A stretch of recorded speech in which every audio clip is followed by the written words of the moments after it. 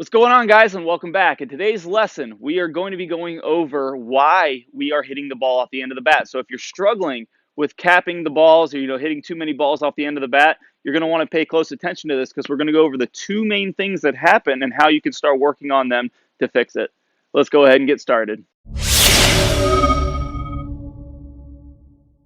Now, guys, we got a lot of great content coming out this year, and if you don't want to miss out, make sure you hit that subscribe button. That's the only way you can get notified when we come out with new content. And make sure you hit that like button. That really helps us grow the channel. And if you guys have any questions or comments, we'd love to hear from you. Leave them in the comment section below. So if you guys have seen the barrel awareness video where we talk about being aware of the barrel and being aware of the sweet spot, this is going to go hand in hand with this really well because we talked about the importance of actually hitting this ball on the sweet spot of the bat. So making sure we're hitting this ball where the ball is going to come off the bat the hardest and fastest. So if you're having the difficulty of, hitting too many balls off the end of the bat, this is going to be just as important because we're going to be needing to work the contact point from the end of the bat more towards the sweet spot. So if you're doing this, guys, I feel your frustration. Hitting it off the end of the bat is one of the worst things because you see a great pitch, you feel like you made a great swing, you hit the ball off the end of the you hit the ball, it feels decently solid because a lot of these, if you catch it just inside the cap of the bat, it'll actually feel to a lot of hitters like pretty solid, but then the ball just goes nowhere. That's just a terrible feeling. You're like, what happened? Was that a dead ball? What's going on? Well, that's what hitting it off the end of the bat kind of causes. It causes those really weak hits. So if we know what causes hitting the ball off the end of the bat, we can fix it. There are two main causes. The first one is very simple. So there's a timing cause and there's a mechanical cause. The timing cause is simply we're hitting the pitch too far out in front. So I'm a huge advocate of hitting the ball as far out in front as we can while still hitting it off the sweet spot of the bat. There's a big difference there. I want to hit this ball as far out in front as I can, but still catching the sweet spot. If I hit this ball too far out in front, I'm going to hit the ball off of the cap of the bat. Now, this is the less common problem when I see players hitting the ball off the end of the bat, but it is an issue that does pop up. So if I hit this ball too far, no matter if it's an inside, down the middle, or outside pitch, out in front is going to be relative. If it's let's just say this is an outside pitch, and I swing too far out in front, I'm going to catch this ball off the tip of the bat. Let me show you what that looks like here. So if I move this ball, let's just say this is an outside pitch, and I'm in a normal spot in the plate, I would ideally like to hit this ball a little bit deeper in my stance, but if I'm too far out in front, I'm going to catch this ball off the end of the bat. So same thing with an inside pitch. If I move it to the inside, this is a very, very, probably the least common problem that I see is this is going to be, I'm going to crush it. If I hit this just a little bit too far out in front, I'm hitting it off the tip of the bat. So first reason, timing. If I'm hitting the ball too far out in front, which is, again, the less common problem, I can't reiterate that enough, we're going to hit the ball off the end of the bat. Now, what is the second problem that we see is mechanical. The mechanical problem of why we're going to hit the ball off of the tip of the bat is simply a little bit of hand drag and a little too much spinning. Basically, the hand's going left as we're swinging the bat. So we know from the Pro Speed hitting system, when we get into the low stride position, we want our hand path to be going directly to the ball. So the hands are going to go directly to the ball. The bat is going to lag. When this bat starts to release, it's going to be pushing the hands in, and we're going to get a beautiful counterbalance that gives us great contact. It's going to let us get to the sweet spot of the bat. But if my hand path is not going to the ball and my hand path starts to go left or to our pull side, we're going to be pulling the bat in. And this is going to, for every inch that we pull the bat in, we're pulling the barrel out of the zone, which exposes more of the tip of the bat, meaning hitting it off the end of the bat. Let me show you what that looks like from the face-on view. My hands are going out to the ball, and they continue to go out to the ball. I'm going to get that counterbalance and hit it off the sweet spot. If my hands start to go to the ball or they just start going left and they start moving left and I start spinning, I'm going to be pulling my hands left and hitting it off the tip of the bat. If my upper body is rotating too soon in the swing, my lead shoulder is going to be rotating behind my head.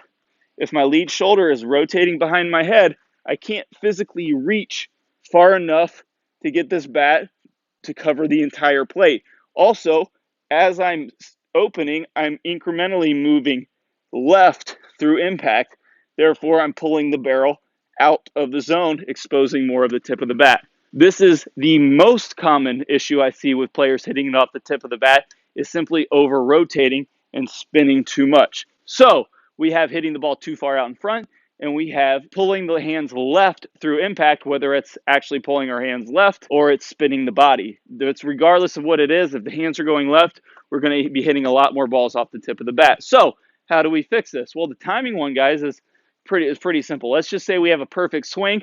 All we have to do is simply work on hitting this ball a little bit deeper in our stance. Now, this is contingent upon, I have my nice forward shoulder tilt at impact. My release is good. I'm not spinning, all that good stuff. So if your swing is, mechanically sound where we want it, we just simply want to hit the ball just hit the ball, time it up a little bit deeper in the stance. Whatever that is to you, we can do 100,000 different ways, but that's the really easy fix. Now, the little bit more difficult fix is if we're spinning through impact and we're pulling the barrel out of impact. So what we're going to do as just a Band-Aid, kind of a broad stroke drill to start getting us out of this, is we're actually going to try to get this bat to go, or get our hand path to go right through impact, so to go towards the opposite field. So instead of trying to get our hands to go towards our pull side, we're going to try to get our hands to go towards our opposite field side. That's the trick here. So what we're going to do is get into our load stride position, and I'm literally trying to throw my hands towards my opposite field. Ideally, we need to start off with this at a slower speed, because every time we try to gas it from here, every single student I've ever seen, whether they're online or in person, and they try to do this too fast, they immediately start going left. So what we need to do is we need to simply just try to hit the ball. The quality of contact here doesn't matter so much. We're trying to get that broad stroke.